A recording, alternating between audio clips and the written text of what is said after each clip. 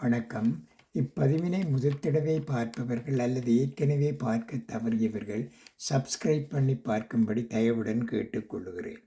தத்துவங்கள். மழைநீரில் பயணிக்கும் காகிதக் கப்பல் போலத்தான் நமது வாழ்க்கையும் மூழ்கப் போகிறது என்று தெரிந்தும் கனவுகளை சுமந்து கொண்டு ஆசையோடு பயணிக்கிறோம்.